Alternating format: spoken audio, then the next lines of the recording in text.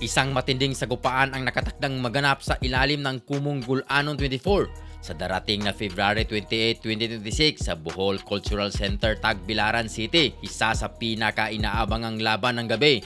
Magtatapat sina Leonard Torres III laban kay Justin Digamo sa isang bakbakang siguradong magbibigay ng aksyon sa mga boxing fans ng Bohol. Si Leonard Torres III ay kilala bilang isang IBF Asia Flyweight Champion, isang boksingero na may mataas na kumpiyansa at solidong pundasyon sa loob ng ring.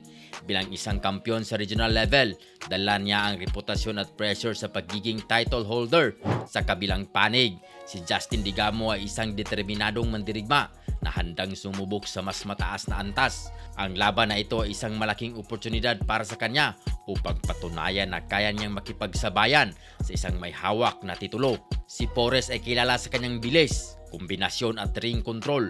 Marunong siyang mag-adjust at magdikta ng tempo ng laban. Samantala, si Digamo ay may tapang at agresibong approach, isang estilo na maaaring magdala ng maagang tensyon sa laban. Ito ay maaaring clash ng diskarte kontra pressure fighting, isang laban na pwedeng umabot sa mahabang rounds o matapos sa isang biglaang malakas na suntok. Ang laban na ito ay bahagi ng malaking event ng PMI Bohol Boxing Promotions na patuloy na nagbibigay ng world-class boxing action sa rehiyon. Para kay Leonard Torres III, ito ay pagkakataon upang palakasin pa ang kanyang pangalan at ipakita na karapat-dapat siya sa mas malalaking international opportunities.